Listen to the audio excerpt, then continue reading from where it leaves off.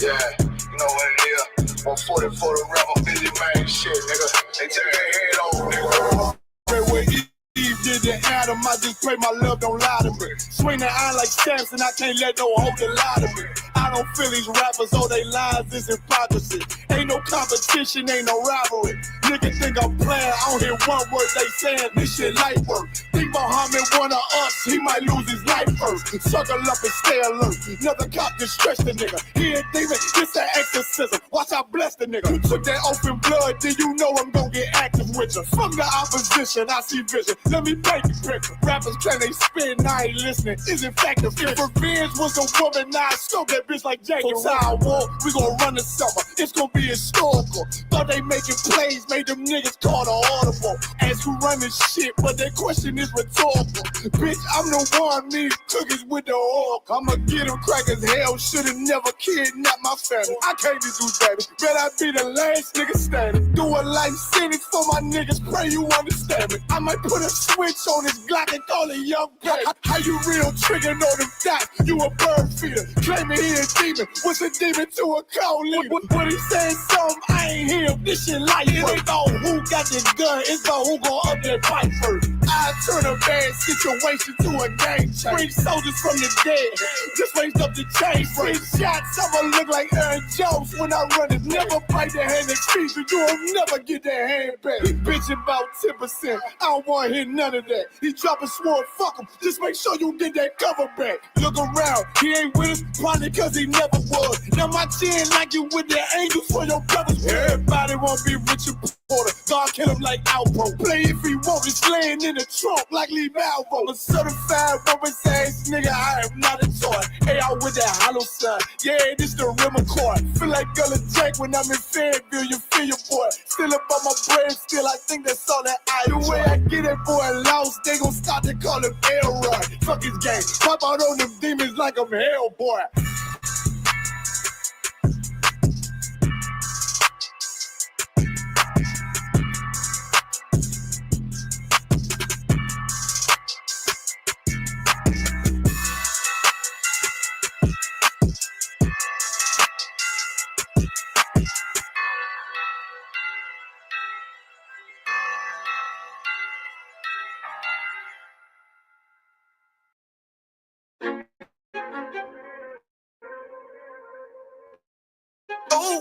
Fake love, real hate.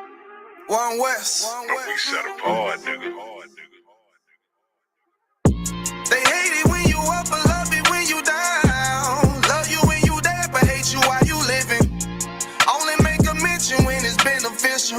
Oh, you can't keep it solid, I ain't fucking with you. Fuck a fake friend, show is over, close the curtain. Told you that they loved you, laughed at you when you was hurting. One thing about that UPK, this brotherhood for certain. Dress you up in all black, gird you up to put that work in. Same niggas that was on the block putting that work in, abandon that lifestyle, cause now I know my purpose. Coming from a place where a black man life is worthless. 400 plus years, yeah, living out them curses. I blame the so-called leaders in the churches. Was supposed to save our soul, instead they led us to the hearses. Backstabbed and betrayed by the people you would die for. Your family ain't family, so-called friends switch sides on you. Crack and take a knee on your neck, whisper and die, boy. So I stay strapped with the Capricorn, that's the firearm. Gotta watch your back, you know them demons out here lurking. If I don't know shit, then I know one thing for certain, look. They hate it when you up, but love it when you down. Love you when you there, but hate you while you living. Only make a mention when it's beneficial. You can't keep it solid, I ain't fucking with you. They hate you when you up, but love it when you down. Love you when you there, but hate you while you living. Only make a mention when it's beneficial. You can't keep it solid, I ain't fucking with you. I say fuck the fake love and disloyal behavior. Brotherhood is a weapon, but bitch niggas is contagious. Hating your elevation instead of hitting the pavement. Watching your every move and never give motivation. Situational friendships get away with adversity. And these days, just a little bit of your kindness a luxury. I'd rather you keep your distance, be a fuck nigga too close to me. Prefer to fuck with fear nigga than house nigga with no tone to get a shirt off my back. For devoted niggas with loyalty, I noticed the lack of devoted niggas that's trustworthy if you ain't in no black. Ranked up free. Death before dishonor is a must. It ain't no choice from me. I'm bred different. Was never one to digest bullshit. I'm very different. Fuck all the information out of pulpits. I'm led different. Been taught to follow a code. Israel law, statutes, commandments, freely given, never sold, nigga. Chill. They hate it when you up, but love it when you down. Love you when you dead, but hate you while you living. Only make a mention when it's beneficial. You can't keep it solid, I ain't fucking with you.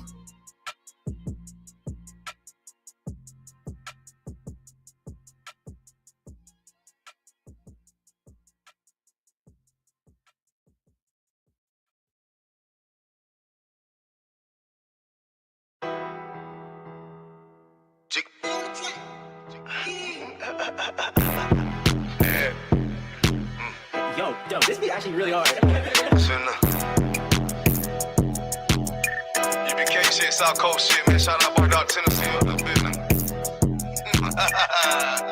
Hey, get the money, hey. I know the fuck going on out there, motherfucker. Hey.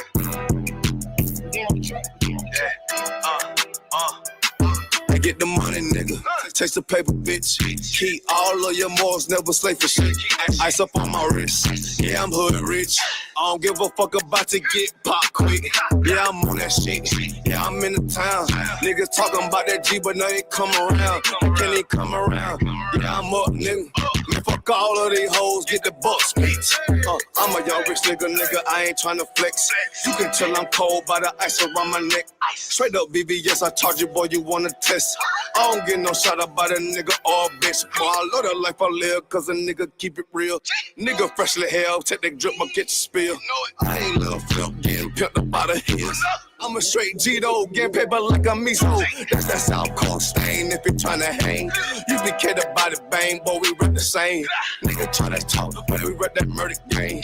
Get your ass pop, ain't nothing to a G. All up, bitches wanna fuck, but hell no, I don't pay no fee. Bitches leak too geek, got that ice, I make you sneeze. All these niggas live in hell, can't even come around me. Bitches South Coast, South Carolina, bitch, I'm styling, yeah. Really no demons get control of me. No money get the best of me. No bitches getting up over me. Don't want much nigga, I'm sucker free. That's the way it gotta be. These niggas chain, these bitches chain, y'all chain is soak me. For real, this brotherhood a weapon. And bitch, we carry weapons. Like a rob on nigga ass don't even need a weapon. And you be well protected. And you be well respected. And if you got a problem, then y'all way better address it. You cross that line, we ain't show no mercy. Cross that line, you ain't gon' need search. You pull up and they get nervous. You ain't making no move, you ain't got no purse. On UBK, so I ain't never worried. I'm putting them right, both of my hands dirty. For real, I learned from the OGs. I'm a young nigga, but I'm a certified priest. And not from Tennessee. And it's mandatory that I gotta keep my heat. You should play it safe, and we gon' play with keys. For real.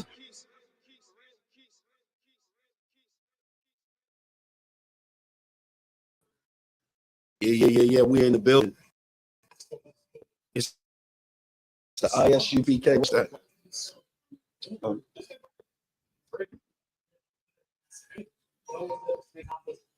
All right, Salakia. It's the ISUPK. That's the Israelite School of Universal Practical Knowledge under Commanding General Yohana out of Harlem, New York, since 1969. And we've been called to teach the so-called Black, so-called Hispanic, and so-called Native Americans that we are the lost sheep of the house of Israel. All right. Tonight's class is a class where I attempted to start last week, ran into a little issue, and now I'm back. All right. And what the class is on. We're going to take a look at the trial of Martin Luther King family. Martin Luther King family, a lot of people don't know, sued the United States. It sued Tennessee. It sued the government, a wrongful death lawsuit. And that was in 1999, and nobody covered it. Nobody heard anything about it. Why? Why didn't we hear anything about Martin Luther? I'm going to give you two things. First, I'm going to give you why. Why do you think in the room? Why do you think we didn't hear about this trial? Go ahead. Because they didn't want the truth about who the things he did in private to come out. Okay, that's true. That's true. It's obvious they didn't want it to come out, but why? It would kind of show, because it would show It was show basically he was playing into.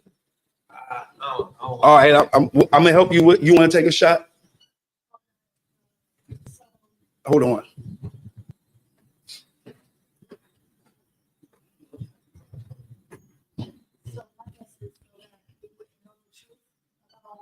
Killing us so that we wouldn't get angry, we would say, Okay, both of y'all are in that range. All right, because there were many attributes and there was many things that caused them not to.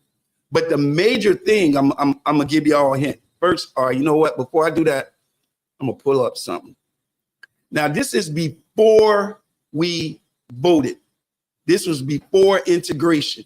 Okay, when we came off the plantation, what came first? Reconstruction. All right. Reconstruction was about, wait a minute. Reconstruction took place at 1865 to 1877. All right. Jim Crow lasted all the way to 1965. All right. Before 1965 and 1955, we're going to go 5 years before. Hold on. We're going to go 5 years before the Civil Rights Bill, before we integrated. What was the state of Blacks, Hispanics, and Native Americans? I'm about to pull it up. All right. Hold on. Now, this right here is actually from the Secretary of Commerce. All right. So this is before Martin Luther King. This is before integration. This is before any of that took place. All right. This is in 1955. It says, can you see it? No, I can't read what it says, but I can see it. All right. It says the Secretary of Commerce, Washington, D.C. The average Negro wage earned today gets 4 times more money than a few years ago. The Secretary of Commerce of the United States today, his income, which is the Negroes, which is the Israelites, which is Blacks, Hispanics, and Native Americans, has increased more rapidly than the income of all other Americans. The Commerce Secretary said, we point out the family income of the Negro today has hit a record high. All right. So you got to think a business. Think like a business for a second. Think like a business. So when before integration, we were during the time of Jim Crow, we became very successful. We became one of the fastest growing, not one of the, but the fastest growing families in America. We're going to look at some video on that, right? But I want to pull out this. Give me that piece in Jeremiah I told you. What's that, Jeremiah? 32. I'm in 23 and 32. Yeah. Khan. Hold on for 1 sec. 1 sec.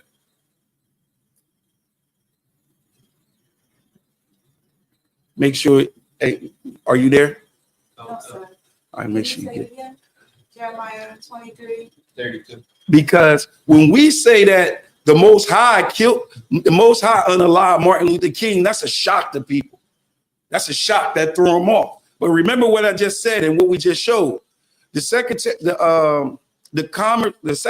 of Commerce said in the United States, the average Negro earnings was at a record high.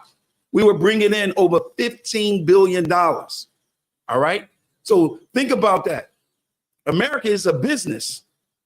All right. America is a business. You got it? All right, let's get it. Khan, it's the book of Jeremiah, chapter 23, verse 32. Behold, I am against them that prophesy false dreams. Read it again. Khan. Behold, I am against them that prophesy false dreams. So what we're gonna do is we're gonna put it up to the test. We're gonna look at his dream because he said that God showed him. He said the Most High showed him and gave him this dream. Read it again. Come. Behold, I am against them that prophesy false dreams. Come on. Saith the Lord, and do tell them and cause my people to err by their lies. By their what? By their lies. So it calls, he's saying that there's a dreamer. There's someone, a false prophet that has a dream. Now, we all know that Martin Luther King, MLK said what? I have a what? I have a dream. And in his dream, he said that we were all coming together. He said that we all going to live in harmony. And the Most High Power showed it to him. The Father of who the world ignorantly called Jesus Christ, right? So if that's the case, then we should be able to find it in the scriptures. Because if we can't find it in the scriptures, what does that mean? It's a lie. It's a lie. It means it's a lie. Any more on that? Come. And by their likeness, yet I sent them not, nor commanded them. Therefore, they shall not profit this people at all, saith the Lord. So it's saying these people, look, we're not going to profit behind false dreams. We're not going to profit behind a false dream. It's just not going to happen. He just said it. It was very clear. He says, nor commanded them, therefore they shall not profit this people at all. This people at all. So it's letting you know that it's talking about who? The people, Israel, blacks, Hispanics, and Native Americans. He the one that came with this dream. He's a dreamer of dreams, right? And he came with this dream. Give me, you know what? Let's take a look at it. Let's examine, number one, the state and the law that the Most High gave us. So let's go back to the beginning. That was really like kind of where in the Bible, where in the scriptures does it ever commanded us all to live together? You saying like all the other nations are just everybody? Never. Huh? Never. I'm gonna tell you. What about you? Anybody in the chat? Anybody in the chat that can bring out when and where in the scriptures did the Most High tell us? Salaki, not the Most High. Well, in the scriptures, it talks about us living all together, living as one people, all nations. Where is that at? Come on. I mean, isn't that what America teaches? This is what we're reading right now. That's what Martin Luther King said. MLK said he had a dream that we all come together as one people. So the question is, where in the scriptures does it talk about us coming together as one people?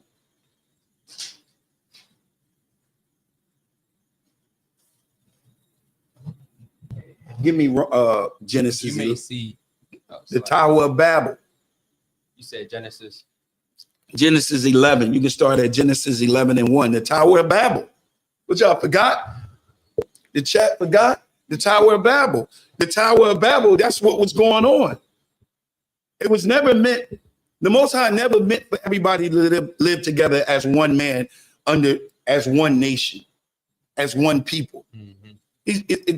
I don't see it nowhere in the scriptures. Give me that Genesis 11 and 1. Come. It's the book of Genesis, chapter 11, verse 1. Uh-huh.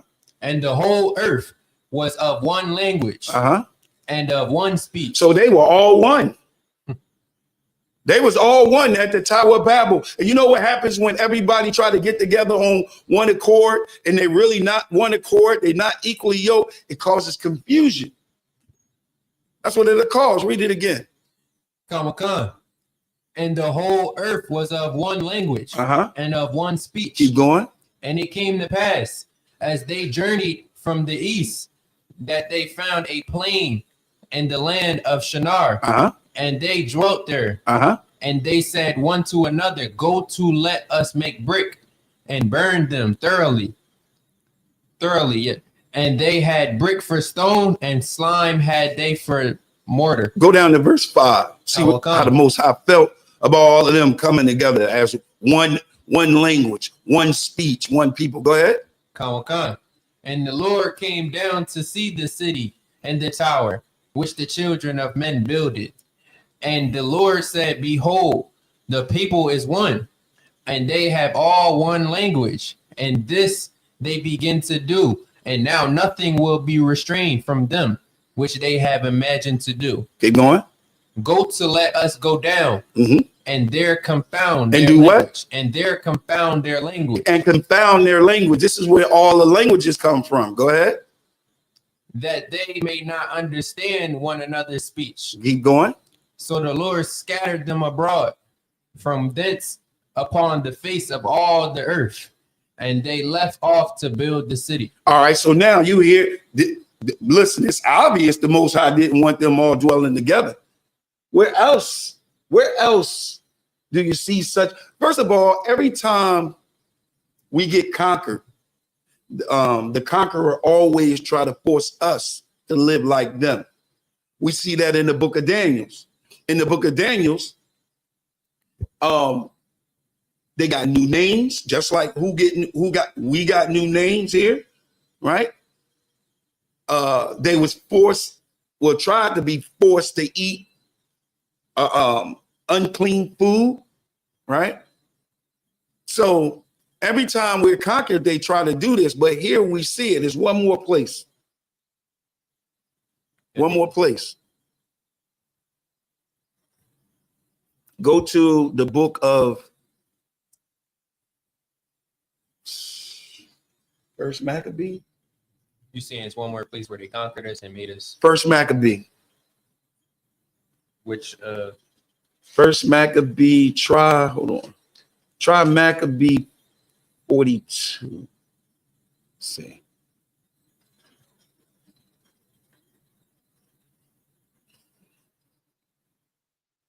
yeah, it says, and everyone should leave his. All right, I want you to go up to verse. I can't see it. Hold up, I got you. It's go up to where it talks about Antiochus Epiphanes, right? Hold on. Go up to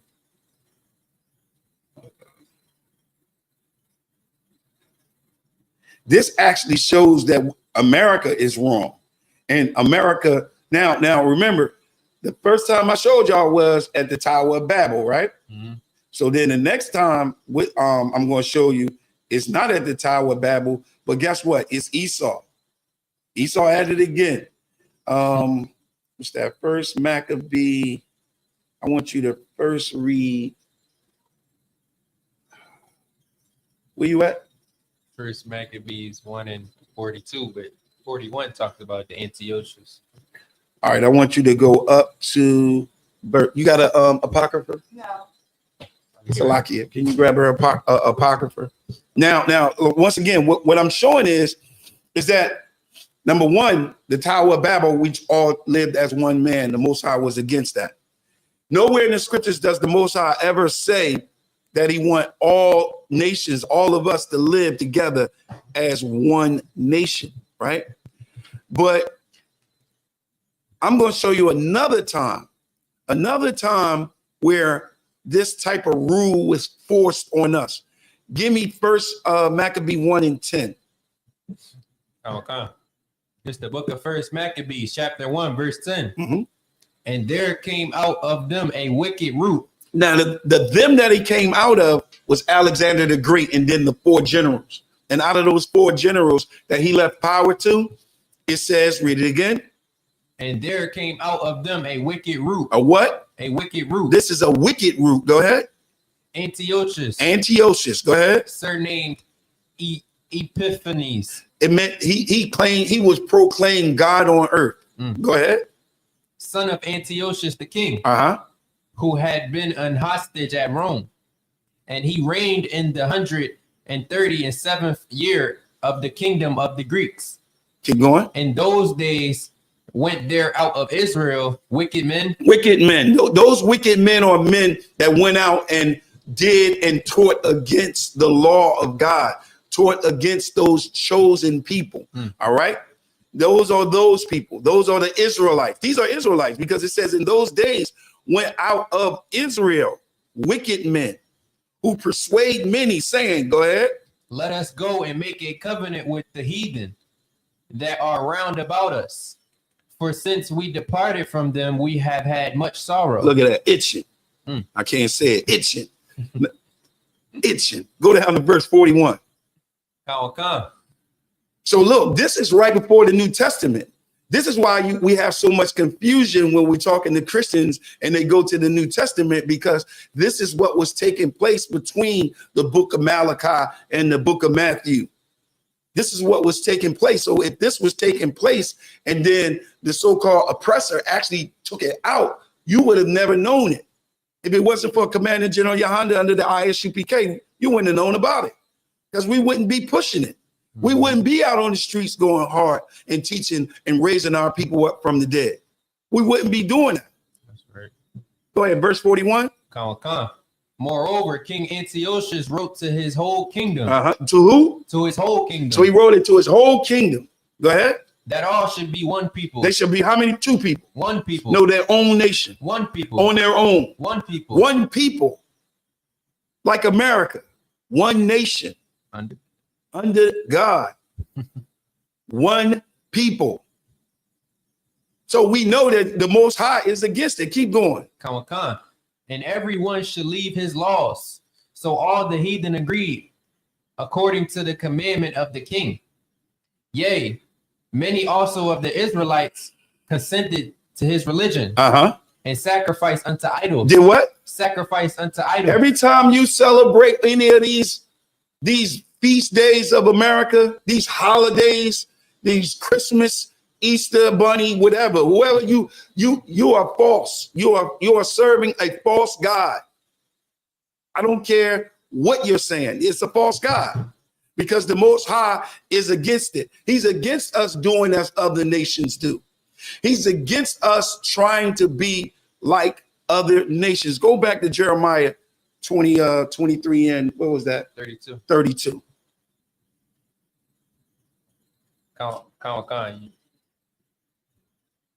This is the book of Jeremiah, chapter 23, verse 32.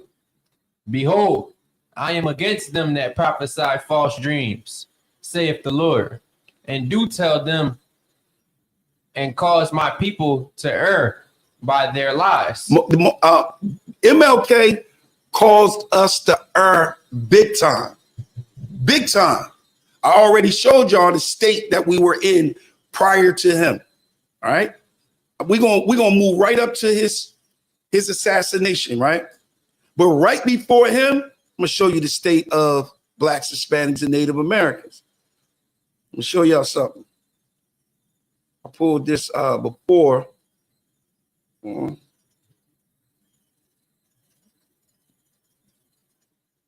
Actually.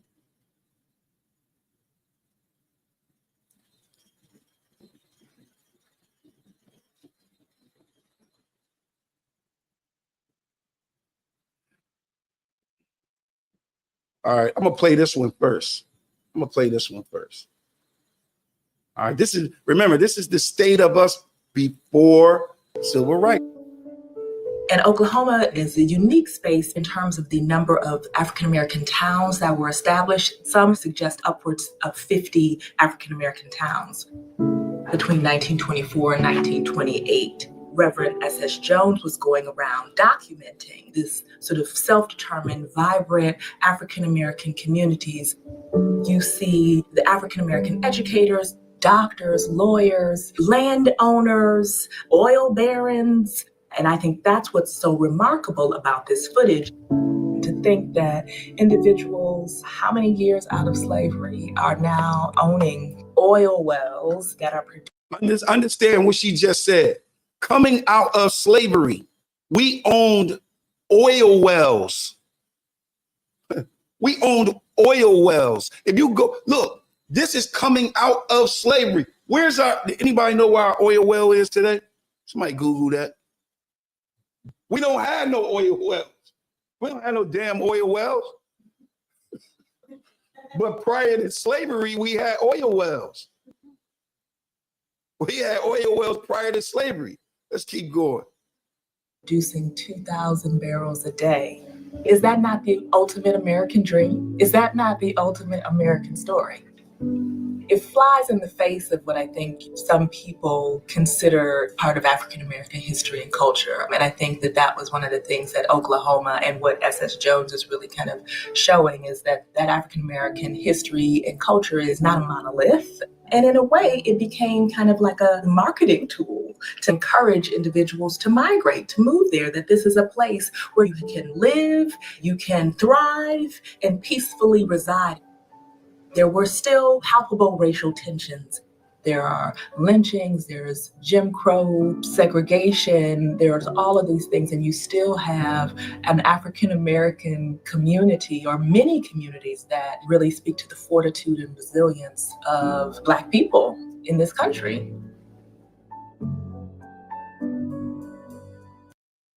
So understand, once again, we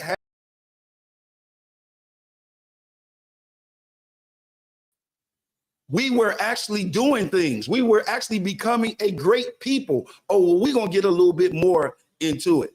I got another one I want to show you, and then we're gonna go ahead and we're gonna speed right on up to his trial, because the trial is messy. The trial is messy. So I can't.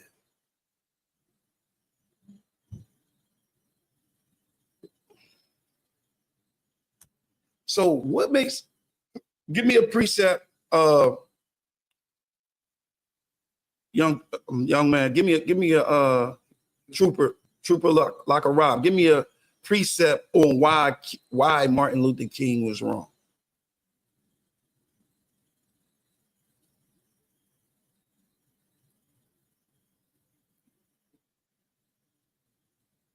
Because people gonna say that we're wrong. People gonna say, "Oh, you're wrong. I can't believe y'all saying this." Can you give me one solid precept to show besides the one that I showed you? Because we're going to show that his dream was a lie. So if you go to Zephaniah 2:1, you'll see no matter where we are and around the world, we're undesired. So we don't need to join ourselves to the people who are desired. Right. So this is why it says, gather yourselves, O nation, not desired. So we need to come back to ourselves. We need to come back to our culture and being one with our people instead of everyone else. Also, let me find the other precept that said if we join to the other nations, it'll turn our hearts from the Most High.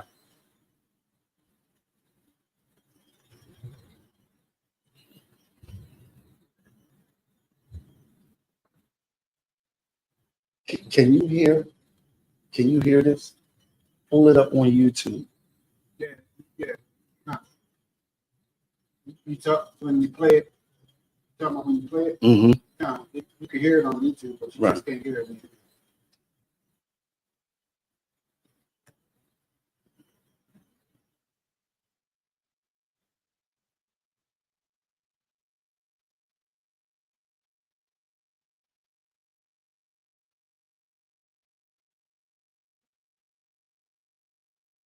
You got it?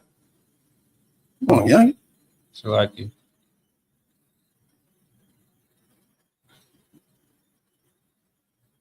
What's that? I'm trying. I think it's in Deuteronomy. It is in Deuteronomy, but the easiest one that you can always go to is Deuteronomy 7:6. I was going for that, but yeah, pull that. Okay. This is the book of Deuteronomy, chapter 7, verse 6. Yeah, that is a better piece. Go ahead. For thou art an holy people unto the Lord thy God. So what does holy mean? Separate. Go ahead. The Lord thy God hath chosen thee to be a special people unto himself, above all people that are upon the face of the earth. The Lord did not set his love upon you, nor choose you, because ye were more in number than any people, for ye were the fewest of all people. But because the Lord loved you, and because he would keep the oath which he had sworn unto your fathers, had the Lord brought you out with a mighty hand and redeemed you out of the house of bondmen from the hand of Pharaoh, king of Egypt. All right.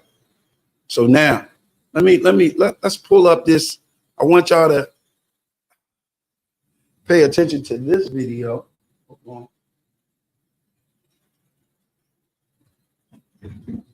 I keep every time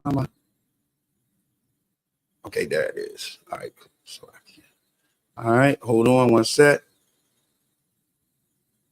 Boom. All right. So this right here, and this is the last video I probably show where it leading us into the trial. Like, remember, this is all of this stuff happened before King was put in place to bring us together. This is another video right here. This video, if anybody want to look it up, it's called The Secret of Selling a Negro. All right. Go ahead. Salakia, sir. You could have went to Psalms 147 and 22. All right, you can pull that. Just to show he ain't deal with anybody else Right. like he dealt with us. Right. It says, well, I'll read the verse ahead. Hold on. Let this play. All right, come.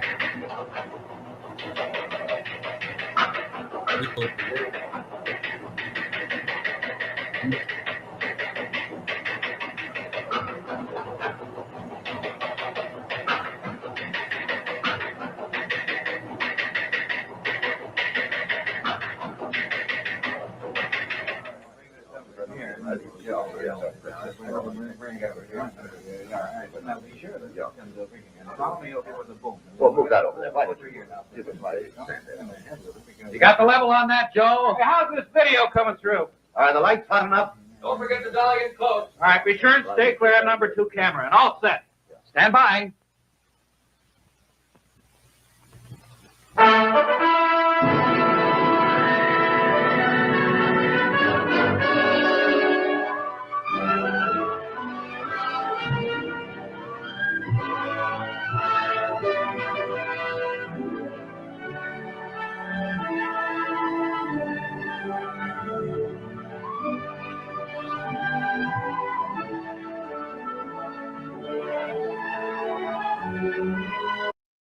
I'm Bob Trout. I've got a story here that I think is big, really big, because it's bound to have a terrific impact on business.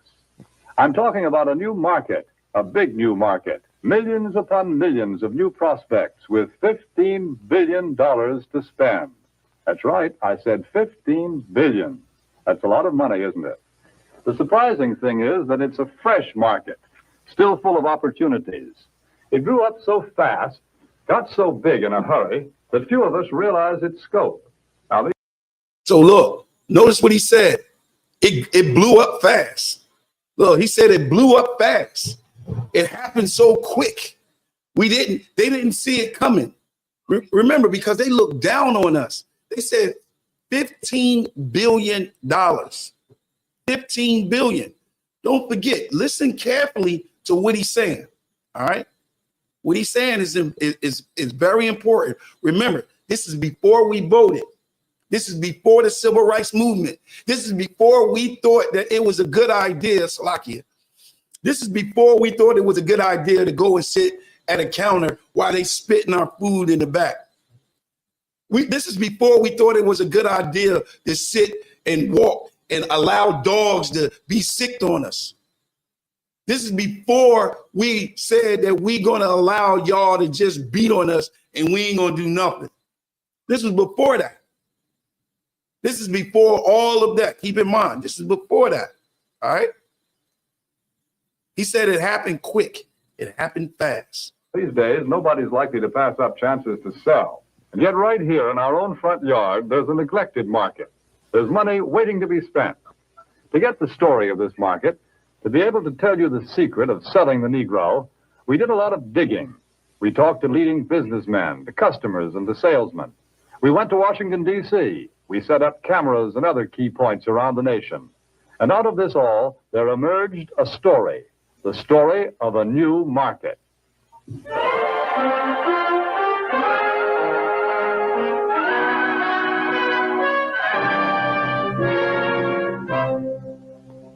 Yes, this is the market we're talking about, the new Negro family.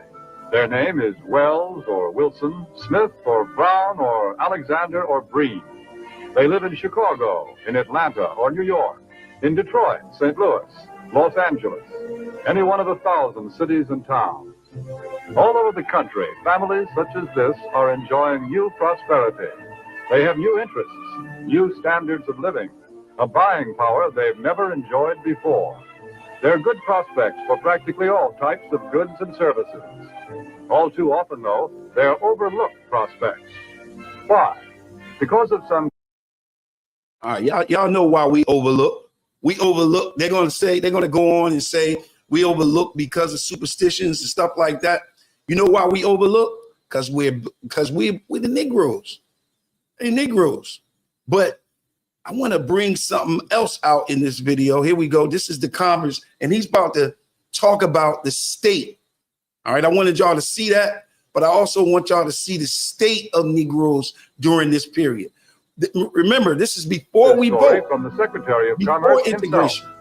Here is the Honorable Sinclair Weeks, the Secretary of Commerce of the United States. In the Department of Commerce, we are constantly alert to trends that mean a healthier national economy, better business for the nation as a whole. Recently, we have been interested in a rising young market, one that represents a huge potential for goods and services. I'm referring to the new Negro market. The tremendous buying power of this group is backed, of course, by an increased earning power. The average Negro family's income is at a record high. In fact, since 1939, it has increased more than the average income of all other Americans. Just take a look at a few figures.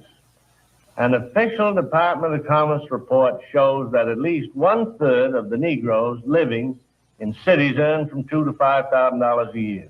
Today, the average Negro wage earner brings home a paycheck 4 times larger than the one he collected in 1939. As a whole, the Negro market has a total income of about $15 billion every year. And after taxes, Negro families still have many billions of dollars to spend. Here is a buying power that cannot help but have a tremendous effect on our national. All right, so now we see that, right? We see that, listen, there's a new market. Remember, this is before slavery. Salakia, this is before integration. This is before we wanted to vote. This is before we started voting like that. All right. This is before integration. This is before Martin Luther King. This is before his dream speech. Right. So what is that telling you? The economy was important to America. The economy is very, very, very important to America. And because the economy is very important to America, it's a business. They said it's $15 billion out there. 15 billion. So how are we going to approach that? How would we deal with that? Right? How would we get an understanding on where we're going with this and our position when it comes to Dr. King? I'm going to show y'all one more part of this video. I'm going to show you one more part, and then we're going to get into it. All right? Hold on. Bits of customers the world over. Here is what sales psychologists have to say about selling to the Negro. The secret of selling to the Negro is expressed in one word. That word is recognition. Now, there's nothing unusual about that. People want to be recognized. They need recognition. That's basic in all of us. But perhaps because he's had so little of it, the Negro needs even more. He needs to feel important and appreciated. This need is a very real and important one. It shows up even in many of the Negro's shopping habits. Anyone who sells or wants to sell to the Negro customer should know about some of these habits. 3 habits in particular play a big part in every sales transaction. To begin with, most Negroes buy by brand. They ask for products by name. They're quick to turn down off-brands. Do you wonder why? Well, listen to what this customer is thinking. That last hat I bought just didn't hold up at all. You see, for a long time, the Negro has been sold a lot of shoddy, second-class merchandise. So now he asks for name brands in order to make sure he gets his money's worth. Buying by brand That's the first important Negro buying habit. Now for the second. The Negro buys good quality merchandise. Symbols of quality and prestige are very important to the Negro customer. This woman, for example, is buying fine crystalware. But she is also buying the admiration and approval of her friends and relatives. Let me move it up a little Listen bit. to Y'all get the picture there, but hold on. another point. The Negro family does things together. I wanted y'all to hear that. Let me hit that one more time before I get up out of there. The Negro family does things together. The Negro family does things together. The family together. works as a unit. It lives as a unit, and it buys as a unit. When you sell to one member, you many times sell to all. All right, so I'm gonna stop that. I'm gonna stop that video right there because that right there is telling. So he said, listen, we do everything together as a family. We do before Martin Luther King, we did everything together as a family. We were the fastest growing family and the largest wages than all Americans. Also in that film, it says that college was up 1,500%. All of our HBCUs were open before integration, before Martin Luther King, before he was unalived. So once they was done with Martin Luther King, what they signed the Civil Rights Bill, in 1964? And then he was unalived 4 years later. Now, when MLK was unalived, we got some things that we got to look at. All right. Number one, we should look at the fact that he wanted us to integrate with them. He wanted us to do things with them. Is it okay for us to come together with other nations and build our temple? Can I go to the other nations and say, hey, come on and give us a hand in building this temple? What? Why not? They don't have the same values. They don't have the same what? Values. You're gonna have to show a Christian, you're gonna have to show them this. Or they don't. All right, I'm gonna give y'all a script. I'm gonna show you that the Most High never want us to work with them. You don't want us to work with them to the point of doing his business. Like we can work with them in doing a grocery store, or if we had some type of business of the world that we wanted to do, we can do that with them. But when it comes to this right here, when it comes to building the Lord's house, when it comes to doing the Lord's business, we don't do that. Give me Ezra 1. We don't do that. And I'm going to show y'all why we don't. And I'm going to show you his error and why he was unalive. He had a dream, and his dream was a lust for white women. Martin had a lust for white women, and that was his dream. You said First Ezra? Give me First Ezra. We're going to start at First Ezra 1:1. Oh, okay. This the book of First Esdras. Salakia, hold on. You got it? It's an apocrypha. No, Salakia, Ezra. Salakia, Ezra 1:1. Oh, Salakia. The water. He knew that. That's what he was. Ezra 1:1. I was wondering. That's why I asked the first. Salakia. And those that are home, write these precepts down, because these precepts show that that's not what the Most High intended for us. We saw Tower of Babel. We looked at Antiochus Epiphanes. He wanted the same thing that America wanted. He wanted us to forget our laws and forget who we are and be one with them. So now here's one where the people try to come to help us. All right. And they came innocently, but the innocent in their heart is wicked. Go ahead. 1:1. Oh, okay. Now it came to pass in the days of Salakia, Osiris. This is Osiris, which reigned. Salakia. You are Ezra. Oh, no, I'm not an apocrypha. Ezra 1:1. That's exactly for me and mine. Now, Ezra, this is at a time when we was coming back from captivity.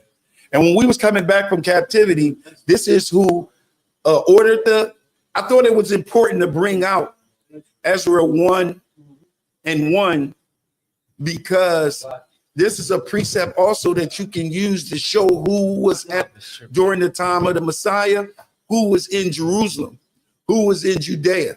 This will show that Israel wasn't there, which was the northern kingdom, because at this time, the Most High had cut them off and called them not a people. You got it? Okay. All right, let's go. This is the book of Ezra, chapter 1, verse 1. Uh-huh. Now, in the first year of Cyrus, king of Persia, that the word of the Lord by the mouth of Jeremiah might be fulfilled, the Lord stirred up the spirit of Cyrus, king of Persia, that he made a proclamation throughout all his kingdom, and put it also in writing, saying, Now, the Most High ordained Cyrus, king of Persia, to conquer these nations, to conquer the Babylonians, where we were in captivity during the time of Daniel. So now Cyrus, king of Persia, he's coming, and now he has conquered it, and now he has given a decree. He has given a law, and he says this, verse 2. Thus saith Cyrus, king of Persia, the Lord God of heaven hath given me all the kingdoms of the earth, and he hath charged me to build him an house at Jerusalem, which is in Judah. Come on. Who is there among you of all his people? His God be with him, and let him go up to Jerusalem, which is in Judah, and build the house of the Lord God of Israel. He is the God which is in Jerusalem. So he's saying all people that are among them. So all who went into captivity into Babylon captivity? Israel. You said who went into the Babylon captivity? Who went into? I want you to be very specific. All right, come on. You're right. Judah went into captivity in Babylon. And the kingdom of Judah is made up of what? Jews. So-called Judah, Benjamin, Levi. Exactly. Go down to verse 5. Okay. This is a vital and very important part of the Bible right here. Ezra 1 is very, very important because, like I said, it's showing you that when Christ came, the only ones that was in the land was those right here in verse 5. Go ahead. Dominantly in the land. Go ahead. Then rose up the chief of the fathers of Judah and Benjamin, and the priests and the Levites, with all them whose spirit God had raised to go up to build the house of the Lord. To do what? To build the house of the Lord. So it's Judah, Benjamin, and Levites. Does it say Naphtali? La. Does it say Simeon? La. Does it say Reuben? La. Does it say Asher? La. Who does it say? Judah, Benjamin, and Levi. Judah, Benjamin, and Levi. That's why Yahushua said that, listen, the ones when he got there, he was only sent to the lost sheep of the house of Israel. That compassed all.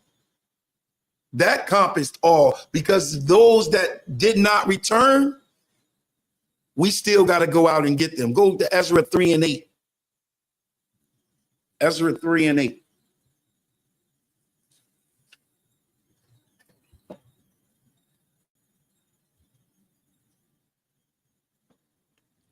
Come. You got it? Come. Go ahead. It's the book of Ezra, chapter 3, verse 8. Uh-huh. Now, in the second year of their coming unto the house of God at Jerusalem, in the second month began Zerubbabel, the son of Shealtiel, and Joshua, the son of Jozadak, and the remnant of their brethren, the priests and the Levites, and all they that were come out of the captivity unto Jerusalem, and appointed the Levites from 20 years old and upward to set forward the work of the house of the Lord. So it's saying all of those that came out of the captivity. So all of those that came out of the captivity was those of Judah that came with Judah. And they put the Levites in position 20 years and upward to make sure the work get done in the house of the Lord. Verse 9. Come on. Then stood Jeshua with his sons and his brethren, Kadmiel and his sons, the sons of Judah, together to set forward the workmen in the house of God, the sons of Henadad with their sons and their brethren, the Levites. And when the builders laid the foundation of the temple of the Lord, they set the priests in their apparel with trumpets, and the Levites, the sons of Asaph, with cymbals. All right. Now I want you to go any more on that verse. Go ahead. To praise the Lord. To do what? To praise the Lord. It's just them. It's just those who came back from captivity. It's just Judah, right? Go ahead. After the ordinance of David, king of Israel. So they went back to what? The law. They went back to the scriptures. They went back to what every one of us should do. Give me 4 and 1. So now we building the temple. Time and gone by, right? We building the temple. Now let's see what happens when the people had a moment where they felt like they wanted to be a part of us. All right. They came to try to be one with us. You got it? Come on. This the book of Ezra, chapter 4, verse 1. Go ahead. Now, when the adversaries of Judah and Benjamin heard that the children of the captivity builded the temple unto the Lord God of Israel. So they heard about it. Who is the adversary?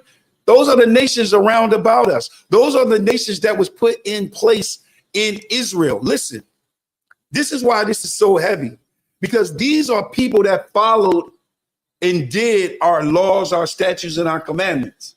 You do understand this, right? Okay. These are the people that you go back to 2 Kings chapter 17. You'll find that the king of Assyria put them in that land and brought Levites to teach them how to follow our laws. All right. That's who these adversaries are that was in this land, in our land. Keep going. Verse 2. Salakia, you said 2 Kings. 2 Kings chapter 17. What?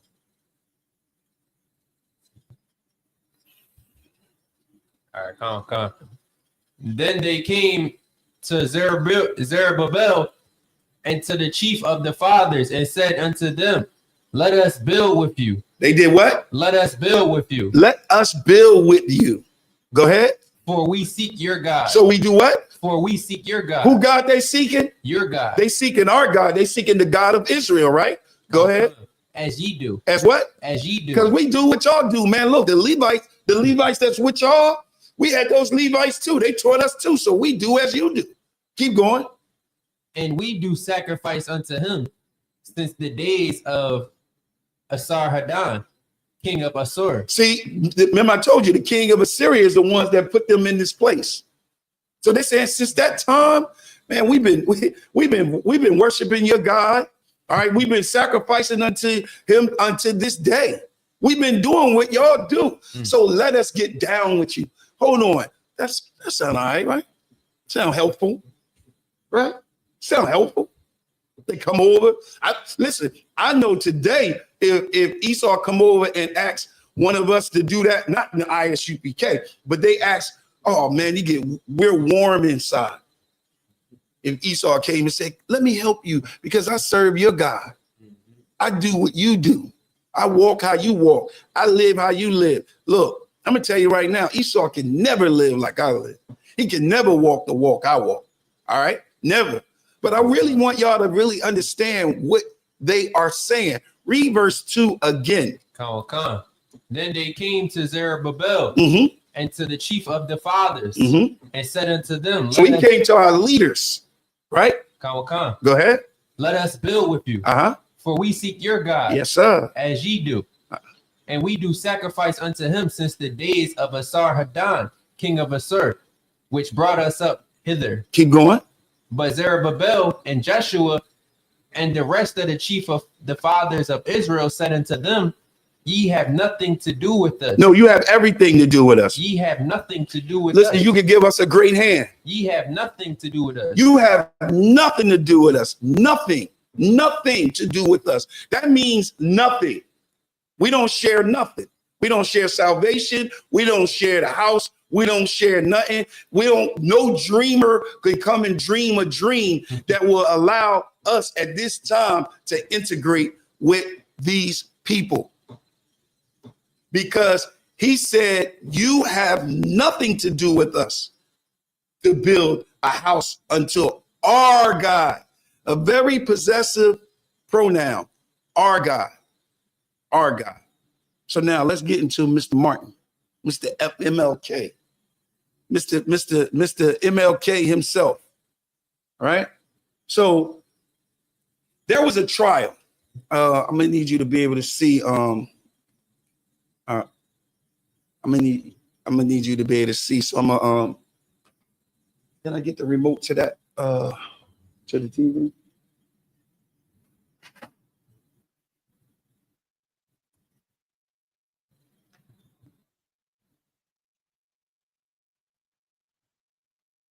All right, so I'm going to play Dick Gregory again.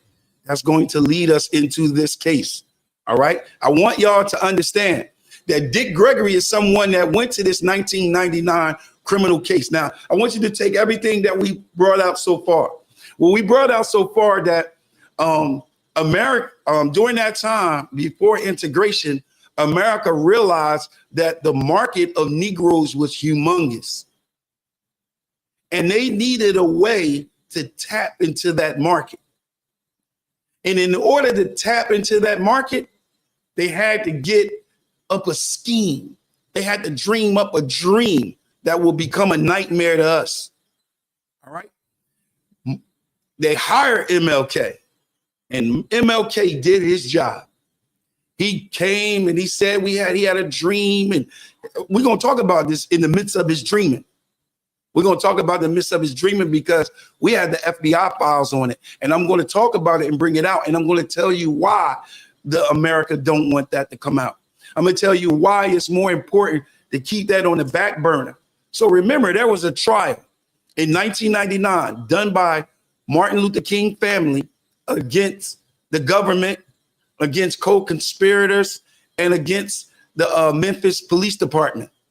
And in this, the remote to the, yeah, can you, let me get it. I'm about to, so that he can read this. Hold on, I'm gonna tell you in a sec. So I'm getting ready to play this video. From my man, Dick Gregory, because Dick Gregory was there. Dick Gregory was present. He was there for the trial. He actually talks about it. So we're gonna bring that up. All right.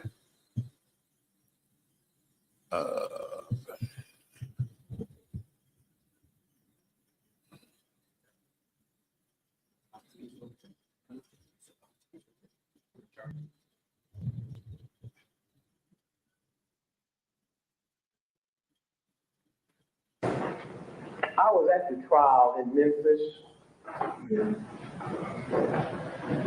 I want to show you all quickly, explain to you why that jury of 6 blacks and 6 whites after 3 hours came back and found that white boy guilty of conspiring.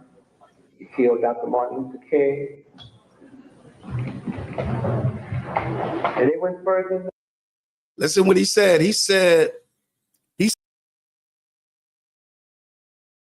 to come back to say that there was a conspiracy against Martin Luther King. Y'all got to listen closely. Remember, he was there. He's going to comment on it. He's going to talk about it. All right. that. They also said there was some co-conspirators, black folks, unnamed, that was involved. I want to show you a little 3-minute clip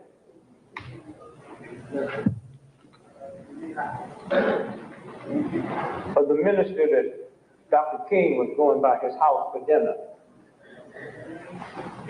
He was due at 7, but they had to move it up for 7 below.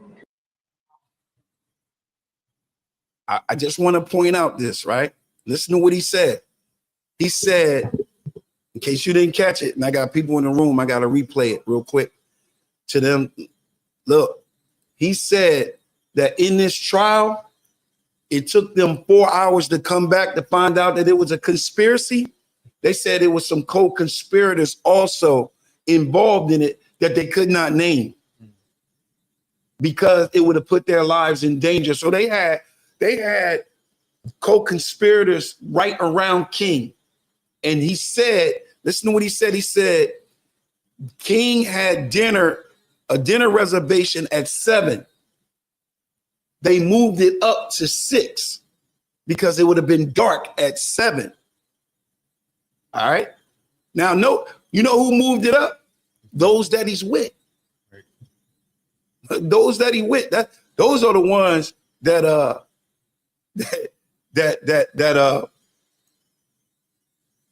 Salakia, that moved it up. They moved it up. Let's keep going. I was at co-conspirators, black folks, unnamed, that was involved. I want to show you a little 3-minute clip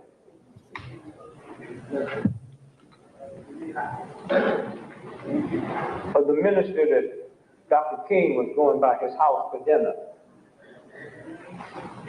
He was due at 7, but they had to move it up for 7 below, too dark to shoot somebody. So they moved it to 6 o'clock. 2 years ago at a press conference in Memphis, I get a call.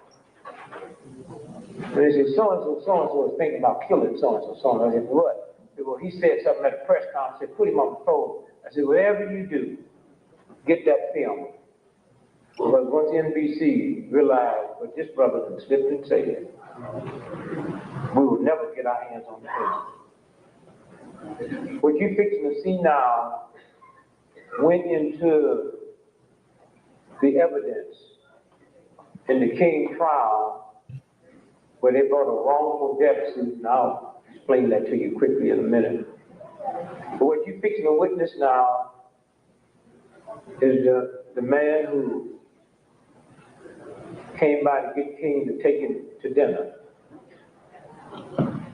And 30 years later at a press conference, he slipped because God do baffle your mind sometimes. You look.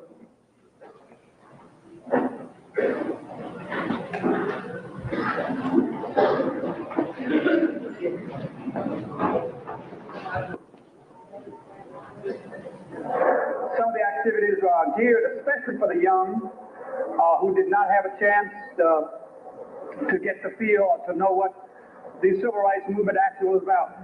Even as they marched, now they could have stopped in a hotel, but when you think about marching from Memphis to Jackson or Jackson to Memphis, there were no hotels. You stayed in churches, you stayed in people's homes, and that's how we got over, that's how we got through. The struggle was a spiritual struggle. You couldn't pay people to do what we had to do. You couldn't pay people to stand before mad dogs and fire hoses and billy clubs and cattle prods.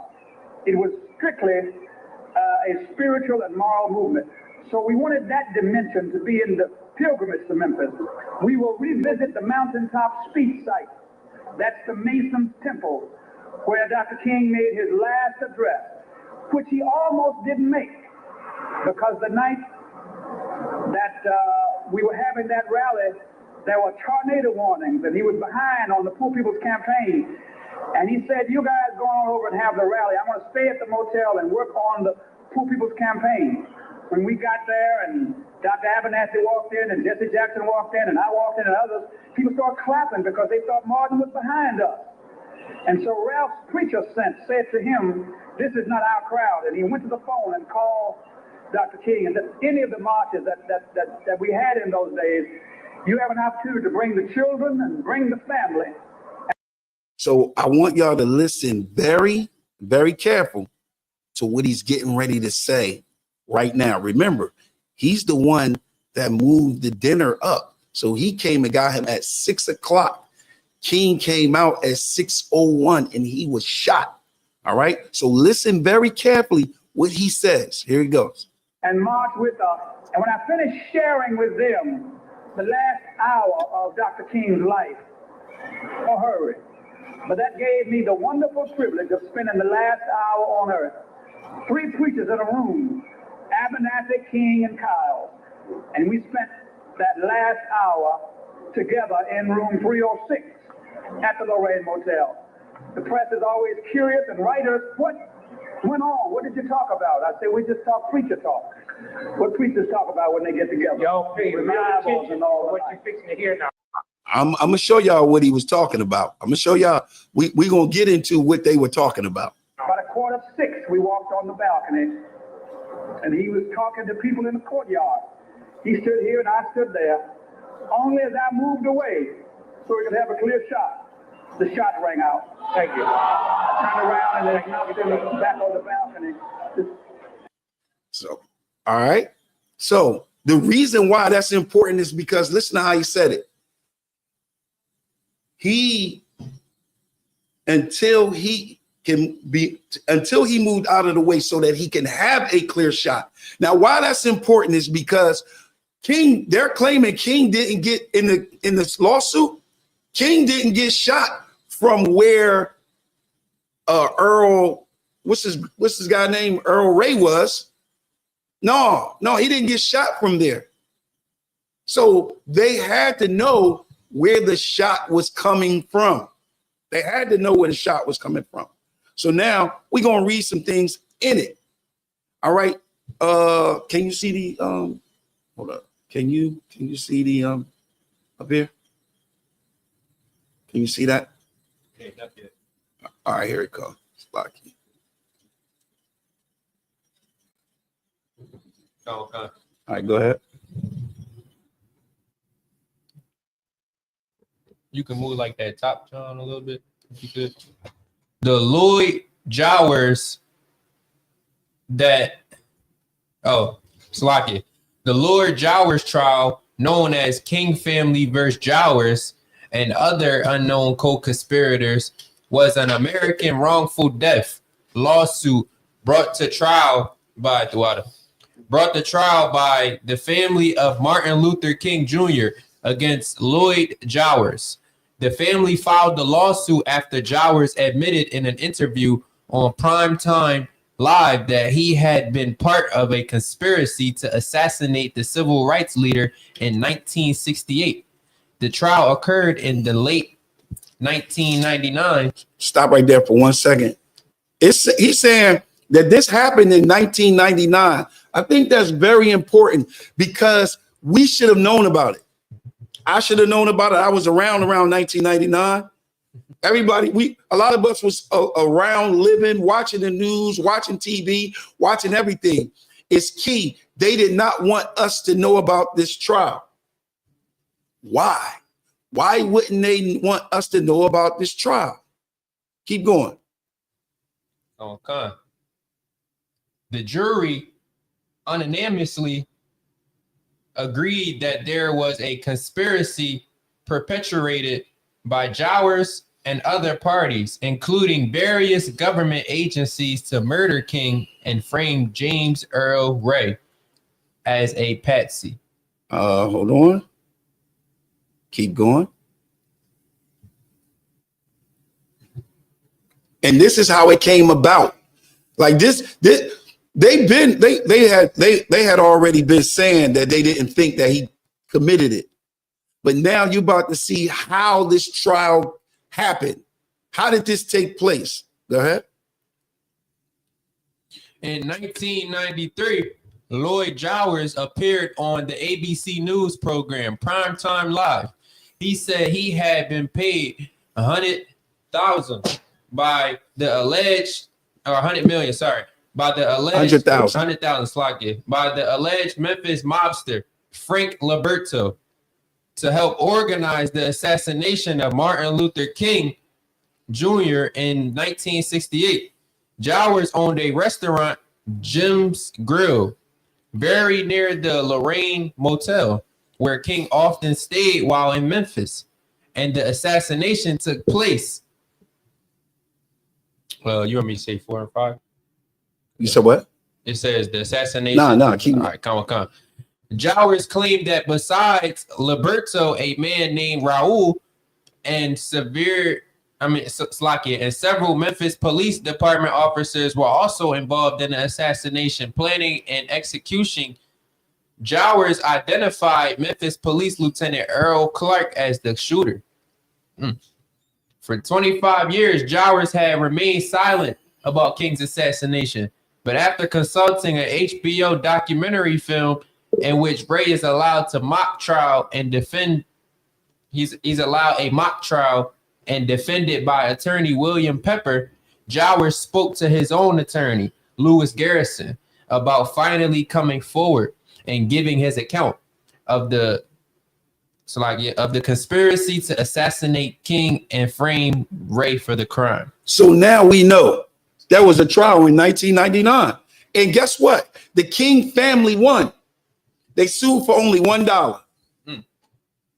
They sued for only $1. The reason why they sued for only $1 because it was the principle behind it. They're trying to show like, hey, listen, the government and the police, Memphis police and other co-conspirators got together and assassinated Mr. King. Assassinated Mr. King. You know why it was so easy for them to assassinate Mr. King? I'm gonna tell you why. Because they knew he was a phony. They knew he was a fraud. They did. They knew he was a fraud. They knew he was a phony. They knew because they knew. You remember he said, "Oh well, we were having preacher talk." Well, what would be their preacher talk? Let's look at what they did when they was at these hotels. Because guess what? During that time, he developed the enemy. He developed the enemy. All right, that's what he developed. And that enemy that he developed, his name was what's the boy name? Edgar Hoover, if I'm saying this right. Edgar Hoover. He was head of the FBI. He was the head of everything, right? And he hired a man by the name of Sullivan to actually investigate Martin Luther King because they thought that he had deals and ties with communists. I hope y'all with me. All right. And because of that, they had to do something that was very important. Give me Psalms 83. Psalms 83.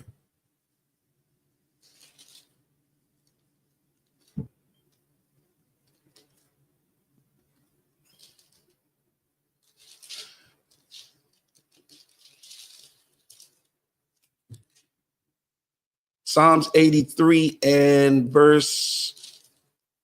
Give me Psalms 83 and 3. This is the book of Psalms, chapter 83, verse 3. They have taken crafty counsel against thy people and consulted against thy hidden ones. Stop right there. This is what's happening right here. This boy Hoover, he started plotting and scheming. And he hired this man right here by the name. This is the memo. And I wanted to do a little bit more reading, but our time caught up with us. But he hired this man Sullivan to actually go after King. All right. To go after King to get some evidence to show that King was a part of he was a communist. And that they wanted some evidence so that they can go to JFK and get a warrant so that they can tap his phone, tap the hotels that he was going into, all of those things. This is what was said. Now, when Sullivan, when he actually did his report, this is what his report said. In his report, He came back and he said, despite tremendous money spent, sum of money and time spent by the Communist Party, the U.S., on the American Negroes during the past 44 years, parties have failed to reach the goal with it. It failed. He goes and he says, while much propaganda is issued, right, there was no evidence at all that King was a communist. So when he did that,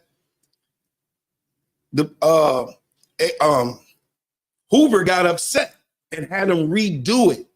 And this time, this is what it says. Can you see that? The top. Yeah. Now remember, he gave him a report first and said that Martin Luther King he wasn't a part of the Communist Party. So he hired him to go back. He hired him to go back, and he hired him to go and get something. Listen to what he said. Go ahead. Can you see it? The top or the bottom? The bottom. Can you zoom in a little bit? Nah. All right. What about now? Yeah, come. This memo reminds me vividly of those I received when Castro took over Cuba. All right, stop. This is what he's saying to Sullivan, that came back and said King was clean. He said, yo, man, boy, clean, man. He don't got nothing to do with Communist Party or none of that. He's saying this. He's saying, listen, this memo remind me vividly of those I received when Castro took over Cuba. You was wrong about that. Keep going. Khan. You contended then that communists and not influenced by communists, time alone proved you wrong. I, for one, can't ignore the memos. Read King Odell, Levision, Rustin Hall. Is that an ET? Mm-hmm. Okay, at all. As having only an what's that word? It's lucky. Look that word up. You see that word? You see? Infinitesimal mm-hmm. effect on the efforts to exploit the American Negro by the communists. So he's telling him, look, man, look, we done been through this before with Castro. You was wrong about him, and I'm telling you, you're wrong about King. So now he comes back, and now he comes back with a different report. And this report allowed them to get recordings. They allowed them to tap his phone, bug his home, bug his hotel. It says this memorandum, which is a direct. No, that's not what I wanted to read. Okay, the Communist Party influences over the Negroes, which one day could become decisive. All right. So he came back with a report and saying, now I can only get bits and pieces of it like this. He came back with bits and he came back and said, now, hey, listen, we got something on him. I think we can move on because I think he's involved in with the Communist Party. So they took that to JFK, right? And when they took that to JFK actually granted it to him. And boy, oh boy, what they found out. And we about to look at what they found out. Because Jackie Kennedy talks about it. After her husband's death, Jackie Kennedy actually talks about something that took place. Now, remember, all of this is happening. So she's present. She's present for all of this. And she's actually saying, okay, I'm listening to my husband. I hear what my husband is saying. You know how when your rib is around, they hear things. They hear things. So let's hear what she heard. Let's hear what she heard. Hold on.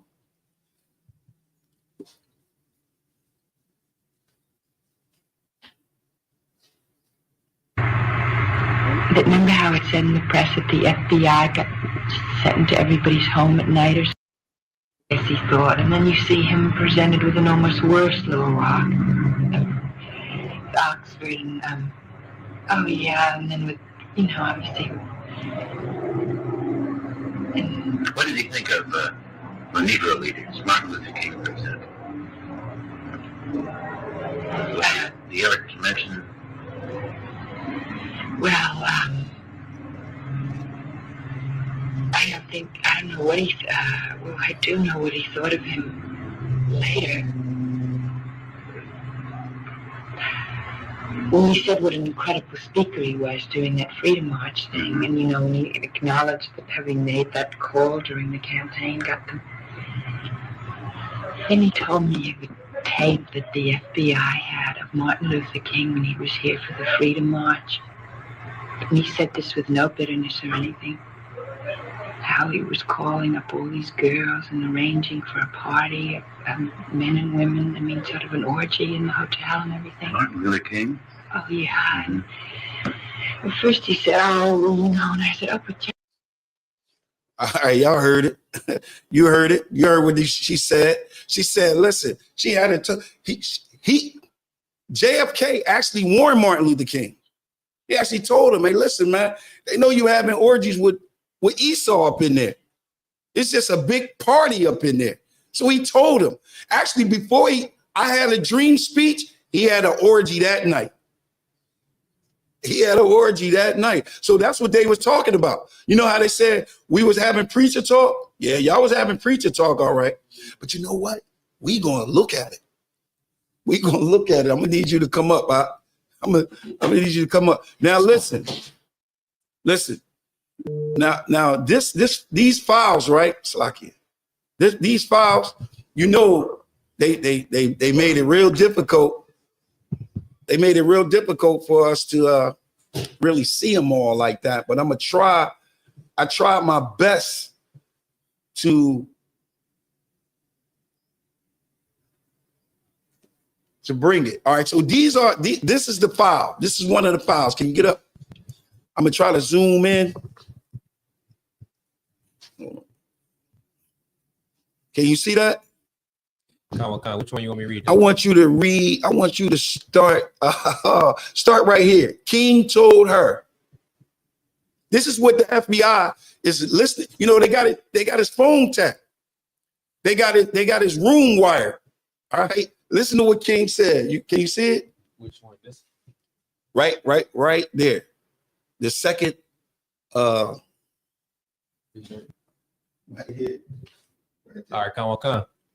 King told her that to perform such an act would help your soul. It will help you. King announced that he preferred to perform unnatural acts on women and that he has started the International Association for the Advancement of Pussy Eaters. King a wild boy.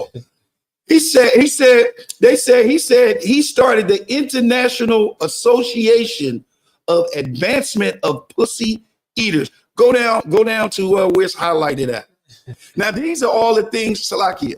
Hold on for a minute. Hold on. King crazy. Yeah, he was a wild boy. So these are all the things that was in the FBI file.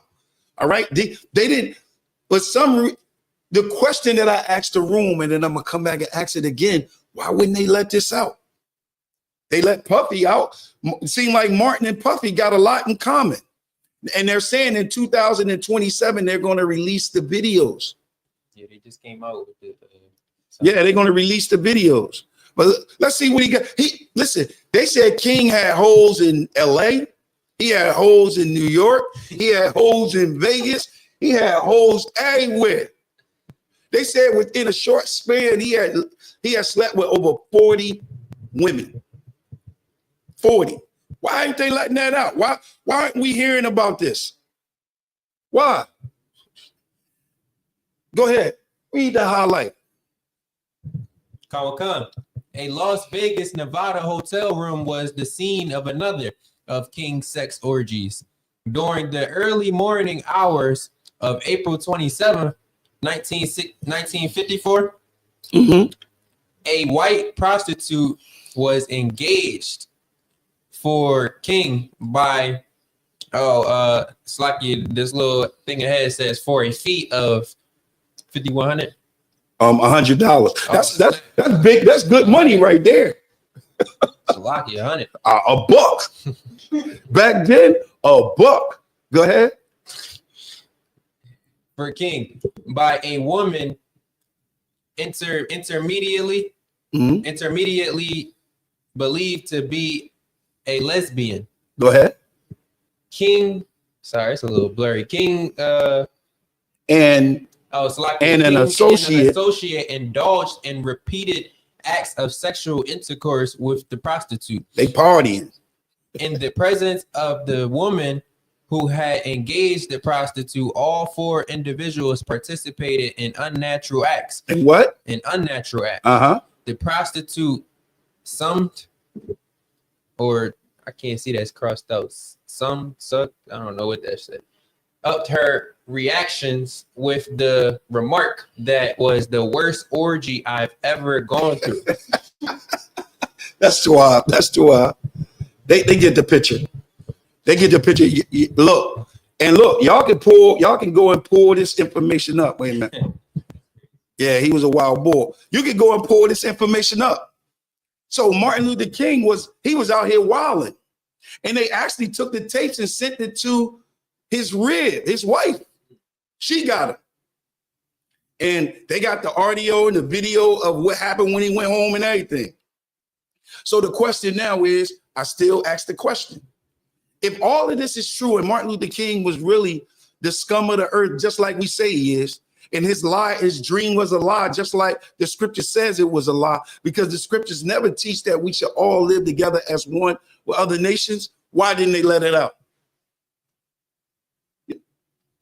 Why didn't they let it out, Lackarob? Why didn't we hear about the trial in 1999? Why didn't only one Memphis reporter covered it? Why? Because they wouldn't be able to use Martin for to sway the masses. Exactly. See, MLK, I have a dream, and all of this crap. During the time of his life, 75% of us didn't even bang with him. We didn't even bang with him. 75% of us didn't. But once the Civil Rights Bill was passed, and they had all of this, you know who owned his speeches? Esau. Every time it's played, he's getting the royalties for that. Esau owned it. Just like the music industry. Everything. See, it was more important for that I Have a Dream speech. It's more important for us, for America, to use that to integrate, to make America great. That's why they got a statue down there, that boy. That liar, he wouldn't have a statue if his message was not necessary for that 15 billion. For that 15 billion in economy, that was vital. That's important. So therefore, guess what? We're going to take that and we're not going to cover the case. We're not going to let them know that we conspired to unalive him. We're not going to let them know none of that. We're going to let I Have a Dream speech keep going and keep flying high and keep the integration. Keep the money coming, because that's all we is, money.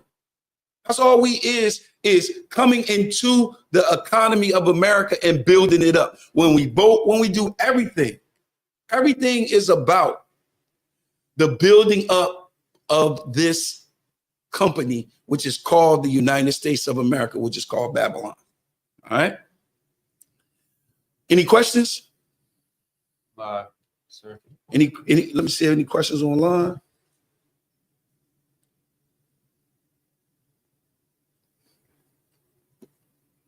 All right. We'll turn the class over to Priest and Officer Mataziala.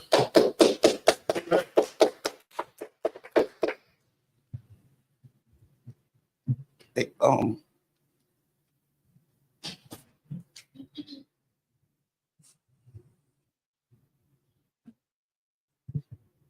I got it.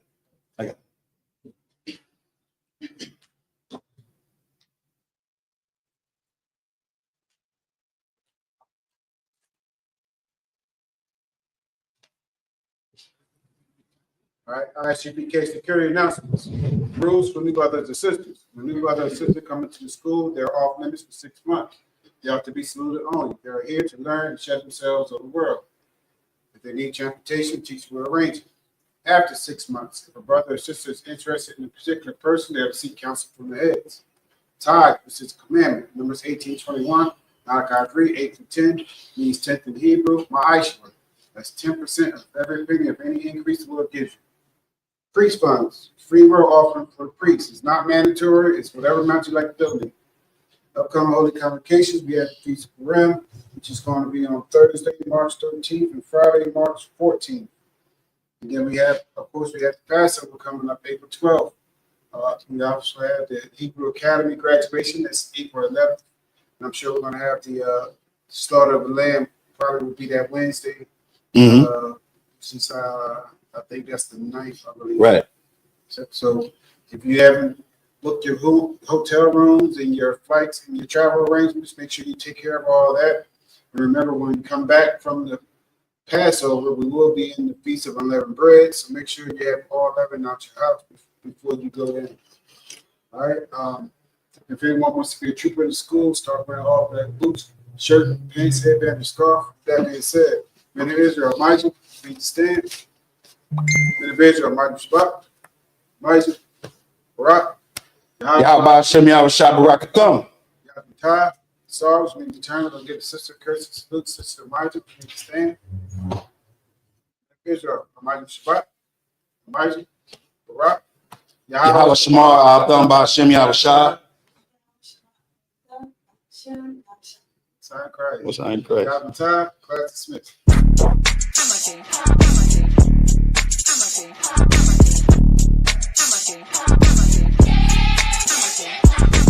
Get down here to class, 1232 North King Street, Wilmington, Delaware. Shalom, Lord Christ, to my brothers and sisters, man. Y'all need to come down to 1232 North King Street, where the truth resides, man. ISUPK Delaware. We definitely representing doing some big things. Right? 202 North DuPont Boulevard in Smyrna, Delaware. That's right. You know what I mean? Come and be a part of this rising thing that we got going on here in Delaware. I hear everybody claiming that they love the Lord and love God and all that. Well, get in here and show it. You know what I mean? The scriptures say faith without works is dead. So if you ain't doing nothing, your faith is dead. So get up and do something. What you need to do is get your ass up and get in the class. You understand what I'm saying? You ain't doing nothing else. You're sitting home wasting time. Everything is going on around you, and you don't know how to compartmentalize these things. You understand? I'm on my way to class right now, like you should be. You know what I'm saying? Class don't stop for nothing.